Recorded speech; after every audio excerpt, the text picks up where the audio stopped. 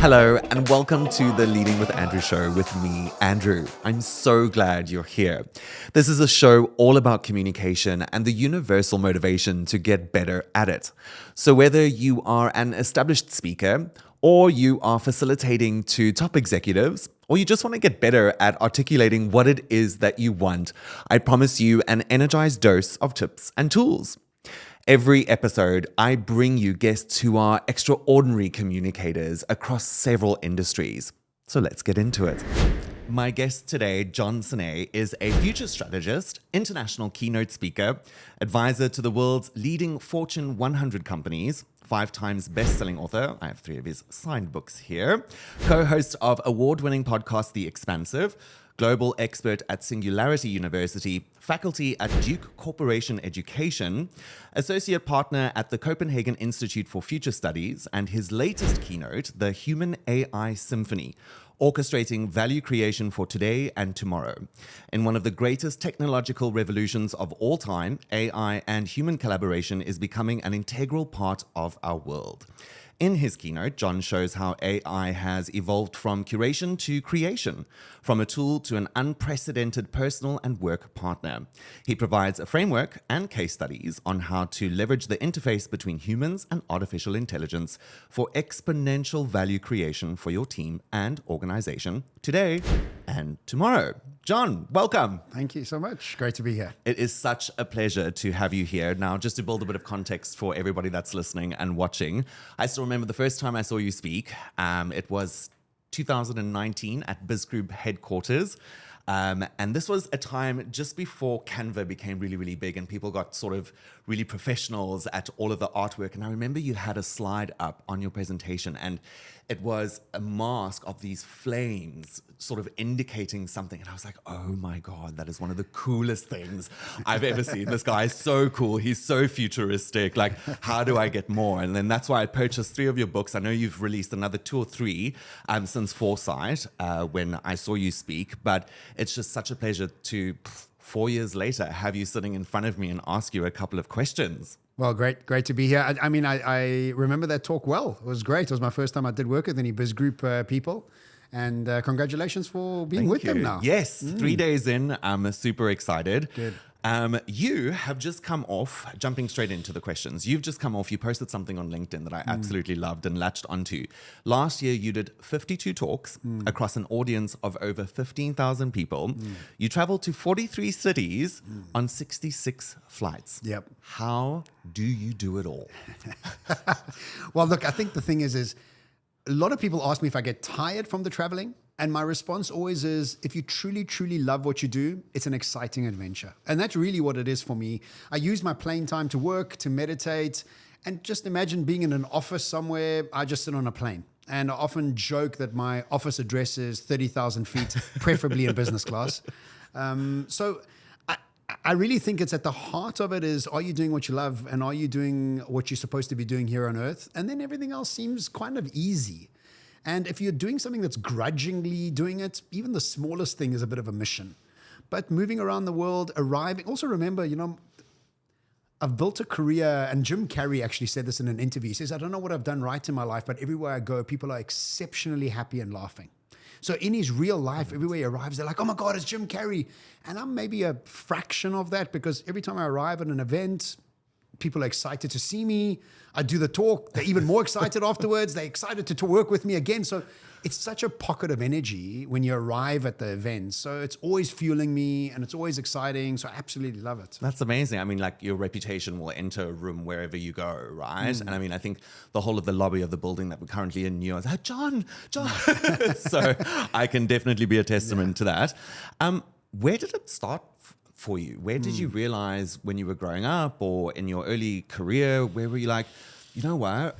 I've got a knack for looking at certain data points and going, I see something here. And somebody at some point would have bought into that. Where did it start? Well, I had no idea nobody was seeing the world like I did. So that was really important. It's like, I just thought everybody saw it like this. And then when I explained things to certain people, they were like, whoa, like, serious? Is that how you see it? And I was like, you don't see it like that? Oh, wow. And it was a process of getting that over and over and over that I realized that what I was saying is unique in some way. And it didn't really start off as speaking. It started off as an agency to help organizations prepare for the future. It was called Future Collective. And in the Future Collective setup, I was the head of sales, our CEO, and I developed this 45-minute sort of sales presentation called Forever Profitable. And I would draw on a whiteboard of how you go about staying forever profitable. And I realized that's what most people wanted from me. They didn't even want the consulting. In fact, I think I'm terrible at consulting because I don't have the patience for it. I'm much better hand grenade, you know. So I'm better to come in, blow it up, and then leave. He's a big old disruptor. But disruption also needs to be there for very short periods of time. You can't be there for long periods of time. So I took that 45-minute presentation or sales presentation, I made it a talk. Okay. That talk really got received well. And then I thought, well, let me take that talk and make it a book. I made it a book, and the book somehow became a bestseller, which I didn't even know what a bestseller was, to be honest. I thought, let me just put a book out. It became a triple platinum bestseller, which just blew my mind open. Wow. And I just kept writing and kept speaking, and people were just kept being interested. In fact, today they're more interested than ever. And all I'm really doing is trying to explain how I want to thrive in a world of uncertainty. So all the research I do is really for my own development. And then I just package it and teach it so that I can fund more of my own development, which is kind of what's happened. I love that. And on your website, it clearly says, step into the future with optimism, focus, and energy. And I think that's exactly what you do, is what we were already saying. You bring in the optimism, you bring in the energy, and it's just getting those businesses focused. And you said something there that I really like is you can't disrupt for very long, right? So how do you watch, or are there signs that you see in a business that you go into and you disrupt and they're like, yes, John, this is amazing, and they drink the water and everybody's having a good old time? Nothing happens afterwards. There we go. Yeah. So there's a couple of things there, and I'll explain this. Firstly, the analogy I like to use is there's 3 types of personal trainers, and you got to decide which one you want to be. There's a personal trainer that makes big people thin people fit, and fit people athletes. Very different personal trainers. Yes. I'm a personal trainer that sits with fit people becoming athletes, which means that they're already on the change move. They're already eager to do more. And in organizational structures, that's making a bankrupt company survive, which is making a big person thin, or making an average company a bit better, which is making a thin person fit. I don't want to play with those companies. So the companies I've chosen to work with and I've somehow created as my clients are already eager to change. So that's the first thing. Okay. The second thing you got to realize is that we can't even change stopping to eat chocolate when we want to individually. When it's a very hard habit to break. Now you want to change a whole organization's habit, it's almost an impossibility. And so what I've decided to do is alleviate the schizophrenia with organizational change, because I don't think organizational change actually works, because the very structure that the Industrial Revolution has created for us, one of economies of scale and efficiency, is not what the future requires. So when you're trying to take an existing business that's built on efficiency and try and make it adaptable, guess what? It ain't happening. So what I've started to help my organizations or my clients do is build tomorrow teams for them. And these tomorrow teams are like a jet fighter next to a Boeing. And these jet fighting people are much more adaptable. Their KPIs are different. The way they show up are different. Their mission is different. It's not about to bring more efficiency to an existing business, but actually build a business that's totally different, that's focused on 2 to 5 years ahead. So I felt the same pain that you're talking about, is that nothing changes. Nothing changes with all humans. And there's a great stat from neuroscience that says we have between 60 and 70,000 thoughts a day, of which 90% are the same thoughts as yesterday. Meaning that our brains are familiarity machines. And so on an individual level, it's hard to change. On an organizational level, it's almost impossible to change. And so what I've tried to do is find a new solution, which is to alleviate your schizophrenia, because an organization can't do both. You can't keep the lights on and think disruptively. The skills are different. But because we're addicted to net profit and because we're addicted to efficiencies NPS as well, yeah. Yeah, is we want people to do the same person to do both. And so what we do is we ask our existing people to get into a room to think out the box, which is the most terrible corporate line in history of corporates, because you can't think out the box, because your personality and your training and your education has been brought into the organization to bring more efficiencies, not to be disruptive. So I build teams called tomorrow teams, and those tomorrow teams allow that change to really start to take traction. That's incredible. So like, the tomorrow teams, when you're saying you're building a tomorrow team within a company, is it people that are already in the company that are No. volunteering for something No. like this, or are you bringing people in? I don't Okay. even build it inside the company. Okay. It must be sitting parallel to the company. Oh, wow. Okay. And so the most famous tomorrow team is Steve Jobs. When he went back to Apple after he was fired, there was a Lisa computer, which he hated. So he took his top engineers, hired some new engineers, opened up an office away from Apple, put a pirate flag on top of that office, like they were pirates, disruptors. They created the Macintosh. And the Macintosh disrupted the Lisa. And so if you think about it, the tomorrow teams are required because the capabilities, the ambition, the business modeling of it is so vastly different. And the one I use as example today is Shein, you know, the clothing Yes, business. yeah. Zara didn't come up with Shein. And Shein is shrinking Zara. And so Zara was worth $19 billion. Today it's worth $12 billion and shrinking. And the reason is that Shein arrived with a brand new business model called economies of learning. And Zara is still playing on the economies of scale. And the executives of Zara couldn't see it. And the executives of Mercedes-Benz couldn't see Tesla. The executives of NASA couldn't see SpaceX. The executives of Google couldn't see OpenAI. So it doesn't matter how smart you are. If you don't have a tomorrow team thinking about things in lateral ways, you're not going to make it. The smartest companies in the world can't make it. Whoa, my mind's going like 500 miles an hour. Good. That's insane. And you were saying you can't get people into an office, the one saying that you hate, you can't get people into a room and say, think outside the box. It is look, in 1986, when AI wasn't here and technology was very slow, you could do that. Yeah. Today, Zara thinking out the box with the smartest people, and look, Zara is an unbelievable organization. They couldn't come up with Shein. Wow. So now, do you think they weren't doing strategy sessions and asking their people to think? Of course they were. And of course they got McKinsey and Accenture, all of them there. With those billions, they got the smartest people in the world. And they couldn't see it. And so you have to almost build a system that only thinks about tomorrow while you have existing people thinking about today.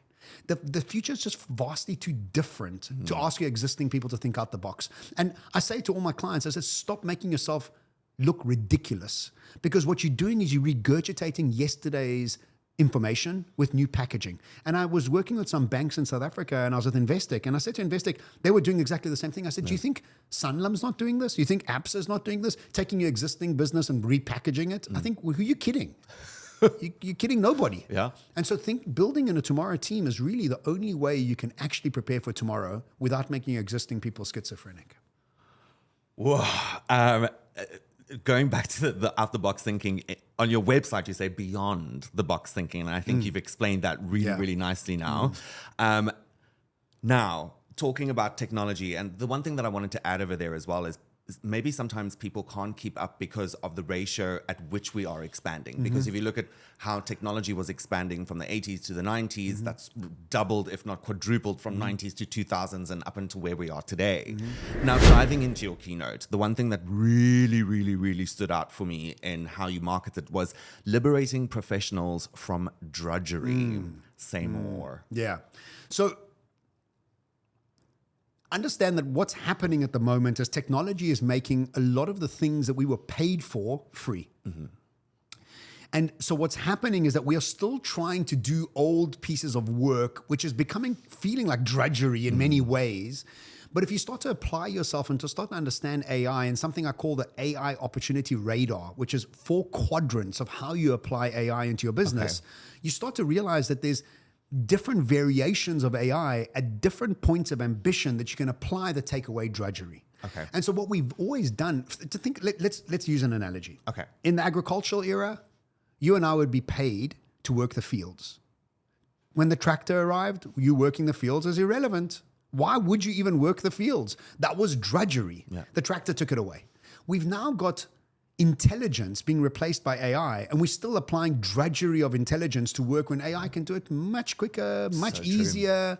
But we're so scared of it because we only know what we know, because we're stuck inside our little boxes, because our brains do 90% of the same thoughts as yesterday. So we are fearful of uncertainty and unfamiliarity. That's why optimism is such a superpower, because optimistic in times of certainty is easy. Optimism in times of uncertainty is a superpower. And so when you take all of this and you start to apply it, you alleviate that drudgery from corporates, you alleviate the fear from corporates, you allow them to have a different lens on it, and ultimately become optimistic about adventure and about exploration rather than certainty and efficiencies, which is what we've been trained to do. And fear of the unknown is it's a big high level sort of analogy to apply to these corporates.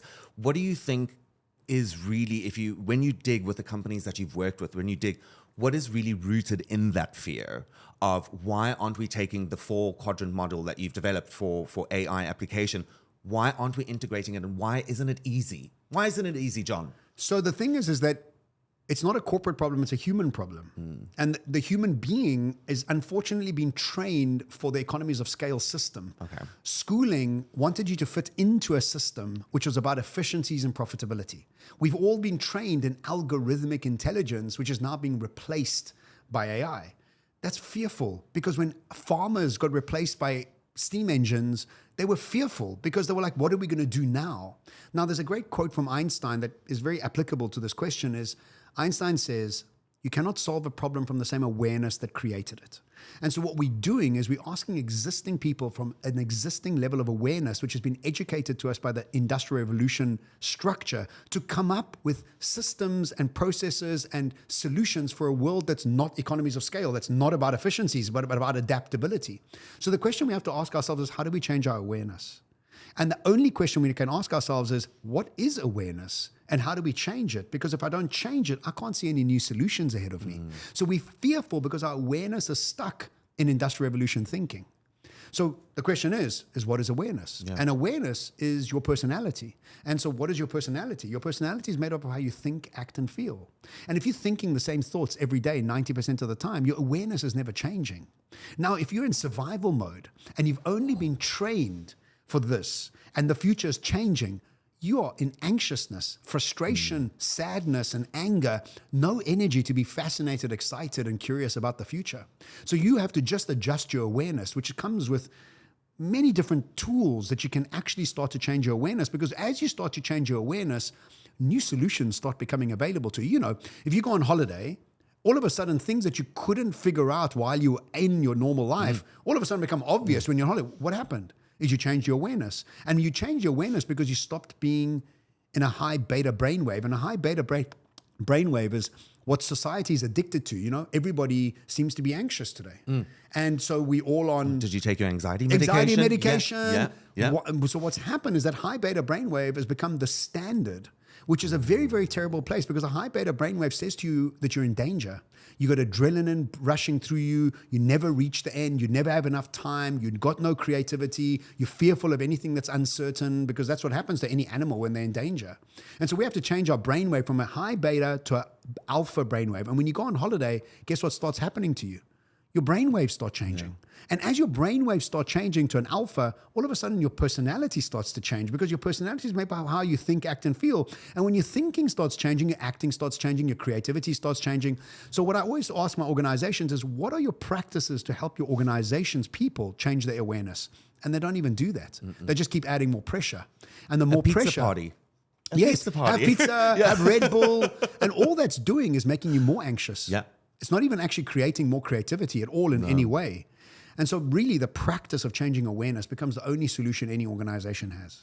I think we also stand the risk of, so you're anxious, you're in this brainwave where you're anxious right now because you've got so much going on, you're so busy, you can't come up with these new ideas, and then you start integrating AI, which is now taking away a lot of the drudgery. Even so worse. You've now got more time on your hands, but this feels so foreign because you're caught in this vicious cycle of anxiety. So then it just perpetuates it even more. Even more. And then you just default back to how do you interrupt that? So there's 5 ways. Okay. The first one is trauma healing. Ooh. So remember that your personality is made up of these deep entrenched pain points. And when you are traumatized by and also let's remember that most of our memories are false. None of them are actually true. Okay. And so what we've done is we've decided to hold on to some subjective story to give us some identity. And so now it's so deeply entrenched that we think that men are dangerous, women are dangerous, money is dangerous, power is dangerous, everything's dangerous. I heard a question, sorry to interrupt you there. I heard a question once of, who are you without your trauma? Yeah, exactly. And if you think about it, feminists, they're traumatized. That's all they are. They're traumatized. People that are scared of racism, traumatized. People that are scared of money, grew up with no money. Like, there's all this trauma that's sitting there that has totally infiltrated the way you think, act, and feel, making your personality stuck in some old story. So number one, trauma healing. And trauma healing, family constellation, all sorts of different things, right? There's a leader, our friend. That's why I've done 40 or 50 family constellations with the leader. So I'm a big into trauma healing. And so trauma healing is the first one. The second one is active imagination. And before you go on there, sorry, John, with trauma healing, there's talk therapy, but there's also sound therapy. There's breath work, somatic breath work as well. And it's that whole big trauma release as well. So I think what I also want to highlight is sometimes talk therapy isn't enough for working through trauma. I think what's really important is that breath work and that full on release of the trauma where you feel it to let it go. I would even go as far as saying if you're not getting into an altered state, you must probably not releasing the trauma. Very true. So altered states come from breath work, come from ayahuasca, come from family constellation's weird because you're not in an altered state, but you kind of are. It's a weird one. But anything that is able to realign your memories so that you have memories with no triggers. Oh, wow. So no charge, no emotional charge. Yeah. No charge. Okay. And that's called wisdom. Wisdom is having memories with no triggers. Sure. And that only comes from trauma healing. Yeah. So that's the first thing. So I've fixed my relationship with money. I fixed my relationship with my dad. These are all things that I grew up with incredible levels of anxiousness around me and violence around me, but I've been able to heal them because of all the work that I've been doing around trauma healing, which makes my personality change, which makes my awareness change, which makes what I look for change. So trauma healing is the first one. Okay. The second one's active imagination. And what active imagination does, Einstein said that imagination is more important than knowledge. It's the forthcoming attractions to life. Okay. And imagination, if you really want to play with the word, is I magic notion. I make magic. Yeah. And so imagination actively towards a world that you want is creating the brain synapses to wire and fire towards a world that you're looking forward to rather than the one that you're stuck in catastrophizing. Neurons that fire together, wire together. Dr. Joe. So active imagination is the second one. The third one is play. And it's really important for us to never stop playing. And the reason is they did a study of these kids. NASA was looking to hire geniuses. And so they did a study of these kids and found that 98% of 5-year-olds were geniuses. And as they entered school, their genius started to slow down. And when they left school, only 2% of them were geniuses. And the reason is that we stopped playing, which means we stopped being adaptable. And stop asking questions. And I had to follow a system. And so play for adults looks like playing literal games, but laughing and socializing. And what that does, it creates more malleability of the brain, which allows you to let go of old ways of thinking without even realizing you're doing it. Wow. Okay? 4, meditation. Okay. So I'm a big meditator. I think everybody should be meditating. And most people will say, well, I don't know how or I can't meditate. My brain is too busy. Well, are you saying indirectly that my brain's slow? Which people go, no, I'm not saying that. Well, but then what are you saying? Is if you aren't able to observe your thoughts, you are really stuck in the matrix. Okay. And when you start to meditate, you're able to release from the matrix and watch the matrix play out. And you start to realize that you disengage from your thoughts. And a great way to do this, and I made a video about it recently, is to become friends with all your personality traits, name them, and start having conversations with them. That's a lot to do with shadow work. Lots to do with shadow work. Yeah. And that's when you're not quiet and still enough, you think that you are all your personalities and you're not. Because you have a version of you that's a rebel, you have a version of you that's righteous, you have a version of you that's a martyr, you have a version of, and all of them I've given names to. I've got names for all of them. Oh, wow. And I speak to them. And I'm like, hey, it's you again. How's it? What's up? What you doing here? Who invited you, dude? So that's stillness and meditation. Okay. And then lastly is magic mushrooms and the use of psychedelics. If you look at a brain scan with somebody microdosing and somebody that's meditating, it's exactly the same brain. They can't tell the difference. And the reason is it's calm. And you can only really start to change your brain when it's calm, not when it's stressed. So all of the things I've told you, trauma healing, play, active imagination, meditation, and magic mushrooms all do almost the same thing. They rewire your brain for adaptability and optimism. What happens when, so say for instance, somebody's on this journey, right? They to keep it in context, they're in a company that's now trying to adapt AI and, working with this interfacing of this AI, and they're on a journey of where they're working through their traumas, they're trying to be able to observe their thoughts, and a real big stressor gets thrown their way and they get thrown back into default. Particularly somebody that's new on the journey to being a lot more calmer. in that environment, what do you do? So firstly, let's understand that if you're creating drama, you've actually subconsciously created that drama before you've arrived. So if you keep getting that drama coming to you, you haven't done enough work. Time to look in the mirror. Exactly. But I think also remember that constantly checking in 2 or 3 times a day with your meditation practice is important initially, because the more calmness you bring to yourself, the less drama comes your way. And so because I travel a lot and I meditate a lot and I never have any drama at any airport, and there might be drama, I just don't perceive it as drama. Okay. And so like I'm very relaxed about all the things, but I've done so much work to bring that calm state. And it's really elegance. It's like, how can you bring more elegance to your approach to your life? Because when you watch somebody who's impatient, they don't ever look good. No. They look terrible. Yeah. But then here we are also throwing our toys out the cot sometimes. So in the corporate scene, what I would always suggest is meditate in the morning, meditate in the evening, and meditate halfway through the day. Keep checking in with that ability for you to stay centered and stay calm. And you know what usually happens when you really start to do the work? You stop working for corporates. Because the whole culture around corporates is based on efficiencies and economies of scale and profitability. And there's very few corporates that aren't able to have that anxiousness because it's built into the system. Exactly. Like think about school. Do you ever go to a school that everybody's so calm, relaxed? No, people are anxious. They've got to pass the exams. They've got to, like there's things to do. So true. It's so like entrenched. So you know what I find is when people start doing this work, they change careers. Because the very emotional state of that career is already linked to your own emotional quotient. Can fully relate. Now, with meditation, that's the one thing that I wanted to ask you is, when you say meditate, is it only breath work? Or because I hear people when I say to them, you should try meditation. Oh yeah, I listen to a calming podcast in the morning. Right. And that centers my thoughts. I've said that before as well, as opposed to getting into Headspace, for instance, and doing a 10-minute meditation exercise. Meditation, is it only one way to do it? The answer is yes and no. Okay. And I think that many people trick themselves into thinking they're meditating. Okay. When I'm on the bicycle, I'm meditating. Yeah. I'm feeling a bit called out now. Most people do. And you're not alone, right? So most people want to think they're meditating. But if you're not sitting down and clearing your mind of your personality, you're not meditating, dude. Okay. So because you're only thinking of one thing, you're still within your own personality. Now, Dr. Joe's got a great line. I only use Dr. Joe meditations. And the reason is that he guides you through them with his voice, and an Emmy Award musician. And so when you combine those two things, and he's very science-based. He's not an airy-fairy guy. He's a 65-year-old Italian man. Everything but airy-fairy, right? He mocks vegans. He mocks everything that's airy-fairy, right? Yeah. So I use his meditations. But what he says is this, is that you are somebody somewhere in some time, okay?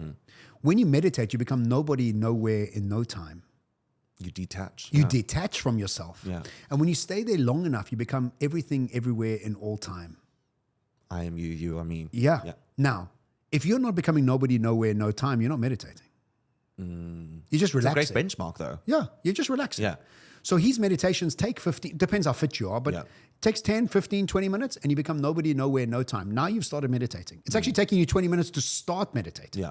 So when you're doing a 10-minute app, that's not doing anything. Okay. It's relaxing you, but it's actually not making you nobody, nowhere, no time. Now remember that all your problems in your life are based on you being somebody, somewhere, in some time. And when you get rid of that somebody, somewhere, in some time, your problems start to dissolve because you've created them. Now, if you're not getting away from yourself, and guess what? Your brain doesn't want to get away from itself. It loves familiarity. Yeah. As Dr. Joe says, he says, people become addicted to lives they don't even like. Oh, and so because we've been told that that's exactly how we should be living. That's it. Yeah. So stay there, stay there, stay there, stay there. No, I hate it. Stay there. No, stay there. No, I don't want to leave because it's unfamiliar. I'd rather know the devil I know than Better the devil you know. Yeah, but the truth is that if you're not becoming nobody, nowhere, no time for at least 10 or 20 minutes a day, you're not moving the needle at all, and you're kidding yourself if you think you are. And how long have you been meditating now? I have been meditating quite heavily for 3 years. I do about 2-3 hours a day. Wow. So this morning I did 90 minutes. That's incredible. And I, the reason why I wanted to ask you that is because particularly in this region, it's all about that instant gratification. Yes. So if I do like 30-minute sessions of meditation, I'm going to be nobody, nowhere, in no time, right? Yeah. So I just really want to make that clear that this is a journey, that anybody that starts with meditation and wants to sort of get better at anything it's fitness. It's fitness. No, it's fitness. You can't start running a marathon. No. And so you got to start 10 minutes. And look, Dr. Joe's great because he guides you from 20-minute meditations to 5-hour meditations. And you can buy any one of them you want. And his meditations all over YouTube. But because it's guided and because it's got such a deep resonance of music on it, it's taken so much time to make them, And for me, there's actually nobody better because he mixes science and mysticism in the most beautiful way. And I think in our modern life, we all want to believe, but without the basis of science, sometimes we find it hard to believe. And especially as men, you want to have that groundedness of true belief that it actually works. And in all his lectures, he's showing you the science of what's happening to your brain while you're doing it. So you're like, okay, I understand why I need to be doing it. So the process becomes a lot deeper, So I've done 12 Dr. Joe retreats. Okay. Oh, wow. And so I keep going because every time I go, I just understand something a bit deeper. I've done his corporate training. So I'm really starting to understand the science behind it much better. So if you've done his corporate training, when you're talking about your Tomorrow teams, do you bring this element of groundedness into the Tomorrow team so that they understand what their intention is for this business? So what I do with the Tomorrow team is I build a culture called slow motion multitasking. Oh, okay. Okay. And it comes from Einstein's work where he would work on 15 papers at the same time and he would exhaust himself with one and then sit in front of the fireplace on a rocking chair and rock himself to half awake, half asleep. This is in his own words. Okay. But what he's doing is he's moving himself from somebody somewhere in some time to nobody nowhere in no time. And when he moves himself from this high beta brainwave of trying to solve a problem to the fireplace where he becomes alpha to theta brainwave, he creates a level of stillness that allows for wisdom to fall down, he slows down enough to get that creative juices going. Then he gets up and works on the next paper. And then eventually he launches 5 papers, a combination of all of them. So when you think of a Tomorrow team, you need lateral creativity, not individual creativity or unilateral creativity. You need lateral creativity. And so the Tomorrow team is built on the process of beta to alpha to theta brainwaves without them even knowing it. You don't even have to say that. You just move them through that process so that creativity is constantly lateral and affecting many projects, not just one.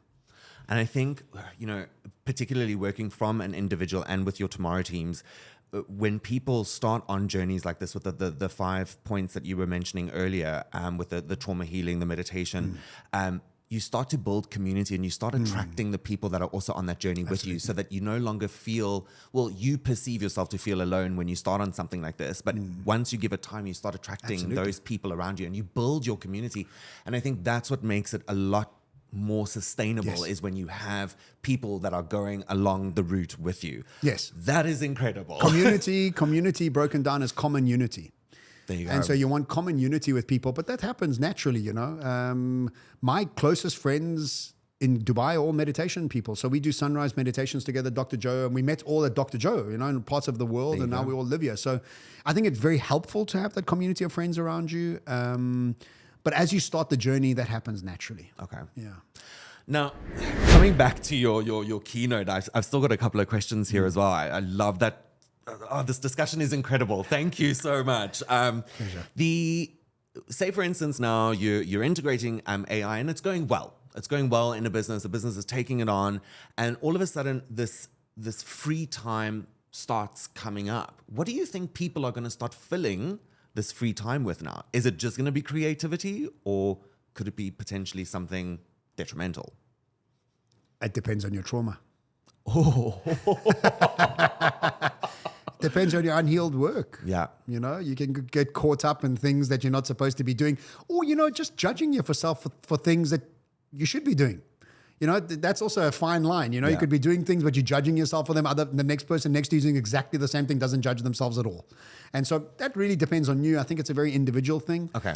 I think the real thing that we have to realize is that this world that we're moving into requires exactly the opposite types of skills that the economies of scale system required. So let's remember that economies of scale in education required you to fit into a system. Yes. Today, the system is imploding. So what's going to now become your superpower is not fitting in, but fitting out. Which means that how are you finding your genius as quickly as possible? And when people ask me in my talks, what should we do for our kids? I said the number one thing you should do for your kids is expose them to as many different types of businesses, ideas, careers, books as possible. Because what starts to happen, you can only really connect the invisible dots to your own genius through exposure. And once you've been exposed to lots of things, you start to create your own very unique type of, I don't know, information stream. Now, if you think about, have you ever watched a show called Chef's Table? I've heard of it, I haven't watched it, no. And it's about the top 50 chefs in the world. And all of them are pretty much the same story. They all went to Paris to learn how to cook. They try to apply the same principles when they're back home. It became a failure. They got cancer, broke down. All things happened. Then they found their unique voice with food, which everybody has their own unique voice in something. And when they created their own unique voice with food, they became one of the top chefs in the world. Now, it's our job in today's world to find our own uniqueness. Je ne sais quoi. Yeah. And once you find that, you don't have free time because you're so engrossed in what it is that you love so much that you don't have time for the bullshit. You're only in there. So people say to me, how do you come up with everything you're doing? Like, my most exciting thing is to listen to things about AI and self-development and Dr. Joe. And these are what I do naturally. Yeah. I just am able to package them and sell them as a educational stream. But now all of us have got this. We just have to find what makes our own unique golden dots connect. And once we do that, you don't have to worry about whether you have time or not time or whatever. That's irrelevant. It's so true. And I remember in the talk that I saw you speak at Biz Group, I think one of the questions that somebody asked you was, okay, John, that's great. Yes, unique. You've got to be unique, but what makes you unique? And I think it was one thing that I held on to. One of the many things that I held on to is what makes you unique is a combination of what makes you curious. Yeah, it's curiosity. Yes. Your curiosity, fascination, and excitement is There we go. your soul's message to you that you're on purpose. There we go. Okay. You know, we don't give enough credit to curiosity and excitement as an emotion. And that emotion says, when you're curious and excited, guess what? You have so much energy. Yes. You never run out of energy. Exactly. So It's so true. So you ask me, how do I do 66 cities in 50? Yeah. I'm curious. Okay. So everywhere I arrive, I'm like curious, I'm learning, I'm constantly energized. And so you realize that when you're constantly energized, you never run out of things to research. Nobody has to force you to sit down and write a paper. Nobody. You willingly doing it yourself because you're just so in love with what you're doing. And so I think education, the worst thing education did was get us to disengage from our genius. Because if you were following your genius at school, you know what you were called? A troublemaker. That's true. You're a troublemaker. Yeah. You're not the fitting into arty this. one. Yeah. Yeah. So you get out the class. Yeah. You're not listening. Well, I don't want to listen to your crap because, I mean, I was a terrible student. I got expelled twice. I never finished school. I mean, I did, but hardly. Yeah. And I never went to university because I just wasn't the thing for me. Yeah. And I left school defeated because I thought to myself, well, I'm such a dumb. Yeah. And I didn't have money. My mom was poor. So we were poor and I was dumb. And I was like, oh my God, this life is just going to get worse and worse. And then I realized, school's only made for 25% of the human population. The rest of us is trying to squeeze ourselves into this system Mold. created by some white guy in London, 250 years ago. What is this? So, we're talking about uniqueness. We're talking about interfacing AI into businesses and, future-proofing and getting businesses ready for what's coming with AI and the rate at what it's developing. What is that going to do for the human connection when people are almost solely relying on AI moving forward? I think it's going to increase the value of human connection. Okay. Exponentially.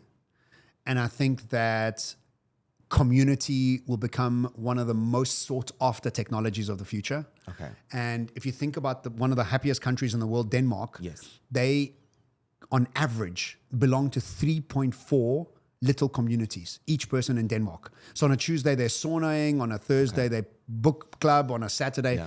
So I think what's going to start happening is that with our free time, we're going to start to find new communities being formed around meditation, around whatever it is that you want to be doing because you have this free time. And so now we'll realize that working so many hours a day is actually an old construct that's not really necessary. When things become ubiquitously available to us, and most people think, no, things are becoming more and more expensive. Well, I ask, when's the last time you paid for a CD? When do you pay for music? No, you don't. And remember with your cell phone bill many years ago? Today you're on WhatsApp and Zoom. And you remember when you used to go pay for movies and VHS and DVD? Today you got so much entertainment thrown at you. And if you start taking this extrapolation of technology, everything will become free around us. Everything. So you have a lot of free things around us. You have a lot of time around you. And I think our ability to connect, the time we'll have to connect, will start to become exponentially more, and we'll start to prioritize those more than ever. Talking about all of these things that are now free and all of these options, and do you think we'll get to a point where it's too much choice? No, I think AI will start helping us make choices. So think about, and most people go, no, I don't want that. I don't want AI making choices for me. And I'm like, well, bring it on. Do you use Google Maps? AI is already telling you what to do and where to go. And do you listen to Spotify? Yep. AI is already telling you what music to listen to. And you watch YouTube. Did you get it's already Spotify Wrapped? Exactly. Yeah. So AI is already so integrated itself into us. And I think it's going to be fantastic because if I don't have to think about what I have to eat, it's going to tell me what to eat, what my body needs. I don't have to binge around certain things. It's going to tell me what education I need to have and how I need to go about it. And so people say, well, I don't want to take agency away from me. I'm like, well, the truth is you're already losing agency and you're making decisions about bullshit stuff anyway. Exactly. So if it can help you make better decisions, why not allow it to, so you can actually be more human than ever before? Absolutely. So I think we're moving towards a much more human future than ever before by getting all the drudgery taken away from us. Talking about drudgery, and it's an example that it's just popped into my head, and it's the same question that every human being asks themselves every single night: is what am I going to eat for dinner? Yes. And there was a meal delivery plan that I was doing about a month ago that the AI was telling me what I was going to have for dinner, and it was amazing. It was absolutely amazing. And it just echoing what you were saying earlier about, do you listen to Spotify? Do you use Google Maps? Things like that. Is people go, oh yeah, but if I give my thumbprint or my Face ID, the government's going to have my details. Well, you've got a social security number, maybe. Well, look, again, remember that comes from a place of anxiousness, fear, of unfamiliarity. Absolutely. When you apply yourself to these things in an optimistic, excited, curious way, I don't know. It's just like there's no danger for me, And some people might say you're foolish or you're not aware enough. And my response always is, let's say the pessimists are all right, and let's say that AI does eat us and we become slaves and the government. Let's say, right? Yeah. I just had a better time until that happened. And you didn't. And you're living in the present. Exactly. That's the most important part, is you're in the present. Yeah, I'm having a great time. And let's say we get eaten in 6 months. Yeah. Oh, but up until 6 months, I was having a wonderful time. And you were great recommendations on Spotify. Yeah, and you were just having a terrible time fearing it, which I actually think if you start thinking about quantum science and you start thinking about reality creation, and more we're finding out about it, you truly are creating your own reality. And if you're fearful all the time, guess what? You keep confirming it. It's almost like people that are worried about racism will find racism everywhere. Yeah. And feminists will find misogyny everywhere. Absolutely. And people that are worried about money will find money issues everywhere because that's what you programmed to look for. So stop looking for it and it stops becoming an issue. And I know this because I was bankrupt at 30 and I'm doing really well now. Awesome. So my relationship with money has changed and I had to work at that. Okay. Like everything else. Yeah. And this is what people think as well when it comes to, oh yeah, I'm going to put my vision board together and things like that. Yeah, you can put a vision board together, but you've actually got to do the work. Yeah. So don't let your brain trick you into thinking you've already got that. Yeah. You're working towards it and it's great to feel that, but you've still got to put the work. That's where active in. imagination comes in. Is when you're actively sitting there 10 minutes a day feeling like you're in there. This is what Dr. Joe does. It's like actively helps your brain to rewire and refire. That's incredible. What is the ideal future for us and AI and interfacing it?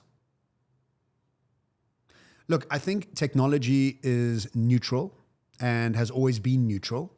And today we have two types of governments. We have digital dictatorships and blockchain democracies using the same technology. Wow.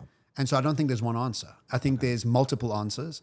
But I think if you think about AI as a unprecedented partner to live a better life and to utilize it like that, which is what I do. I say please and thank you to ChatGPT all the time. Oh, me too. Yeah. Oh my word, I'm like, absolutely. dude, and I thank it all the time. Yeah. And it keeps coming back and saying, look, I'm not a human. Stop thanking me. But I'm like, I can't help myself. It's just the way I've been. I like to be polite. But I'm using it in a way that allows me to bring more seamlessness, more empathy to the world that I'm with. And so the ideal situation is for you to be open-hearted and empathetic with everything you do, including AI. And I think what's going to happen is the corporate structure as we know it is going to start fading. Okay. Because the corporate structure as we know it was built for efficiencies. And the future is not about efficiency, it's about adaptability. And Peter Diamandis, the founder of Singularity University, was on his podcast recently. He said, we're about to see the first 3-person billion-dollar company being formed. And so you don't need corporation size and efficiencies. Yeah. Now think about Instagram. It had 12 people and was sold for $1 billion. Now extrapolate that down and you'll soon have a 2-man, 3-man, 4-man company worth a couple $1 billion. So the whole corporate structures and essence will start to get replaced by AI and these certain other things. And also let's remember the way we've been measuring success has always been currency based on dollars. And that's also going to start to change, because when things becoming free everywhere around us, what success looks like changes. Yes. And we've also got to start to become open towards what success looks like. Exactly. It's not like it is now with more zeros on the end. Yeah. It's about a different type of fluidity. It's a different type of emotional currency that we quite don't understand yet. Yeah. But I don't think anybody in the agricultural era understood IQ because it wasn't important. So AQ and AQ, adaptability quotient, and EQ become the currencies of the future. We don't quite know how they'll be monetized or whatever money will be in the future. But I think there'll be a recalibration of what success actually is. And AI will help us do that. I think that's brilliant. And, just in sort of, before I ask you a final question and rapid fire questions, is take people along the journey with you. If that's my only advice to anybody that's watching and listening, is if you're finding out and you're learning all about this and you're integrating AI into your life, share it. Share it with other people that might be too scared to log on to ChatGPT and ask it a question and say please and say thank you. Well, look, there's a great line from Yogi Bhajan. He says, if you want to learn something, read about it. If you want to understand something, write about it. If you want to master something, teach it. I love it. And so the more you teach it, the better you become at it. Yeah, absolutely. Absolutely. Yeah. All right. So one last big question before I ask you rapid fire questions. When your life is going 140 kilometers down a highway, what do you do? You've kind of answered it already, but if there's anything that you want to add onto this, what do you do to reconnect with yourself outside of meditation? It's an internal dialogue of continuously, and this is really something so important. I was with a friend this morning and I was talking to him about it, is I've really started to apply a deep friendship with myself. Okay. And an internal dialogue that is one of uplifting, not one of demeaning. And I think for the longest time, we've been so self-critical that our poor bodies are never in shape enough, are never powerful enough. Our faces aren't ever perfect enough. It's like this constant lambasting of ourselves, and that's based on a high beta brainwave. And the minute you move yourself off that onto an alpha brainwave, you become friends with the world and yourself. And so really what I do is I keep checking in with the quotient of friendship that I have with myself. And it starts first thing in the morning, because the first thing I do when I wake up in the morning, the internal dialogue is, I am who I am, and that's enough. And if I can keep that momentum going and continuously speak to my body like I would to a dog that I love, then there's nothing really that can go wrong. Because I'm constantly in a space of peace with myself, which is really the mission. The more important mission than anything else, to be honest. That's incredible. Oh my word, you've given us so much today, John. Thank you so much. I'm going to wrap it up with some rapid fire questions. So we're looking for like 1 word, 2 words maximum. I don't know if I can do that. So what is one thing you learned through experience that if you learned it sooner in your life would have changed the course of your life? Patience. Haha, love it.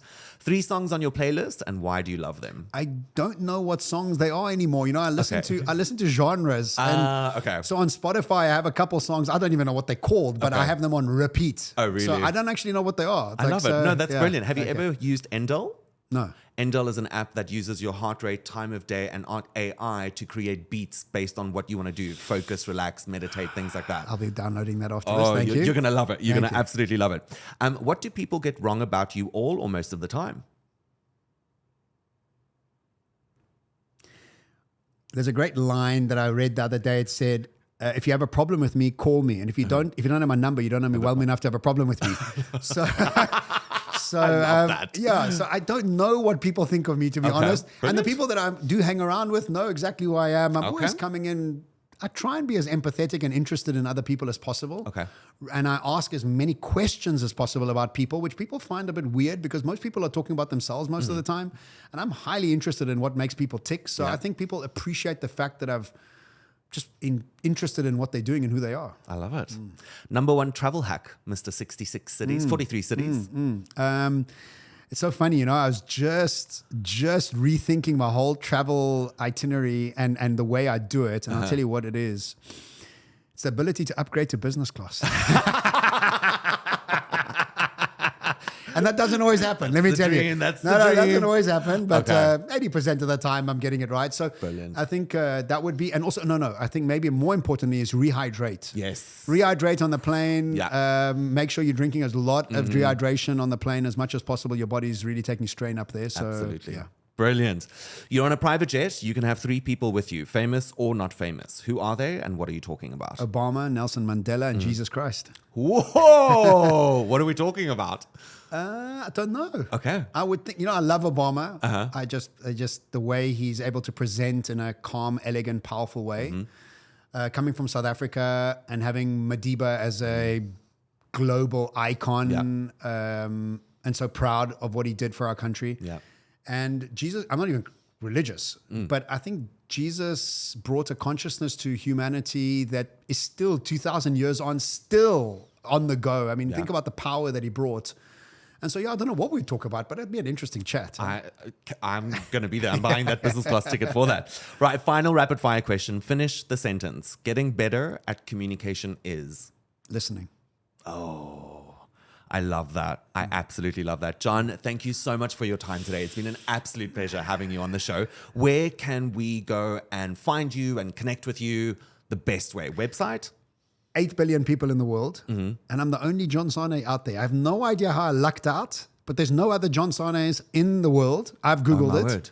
And so anytime you Google John Sanei, I'll be on a podcast, The Expansive. The Expansive, yes. Or on Instagram or LinkedIn, where I'm constantly sharing whatever I'm researching. Yesterday, I did a talk about how AI is deciphering animal communication.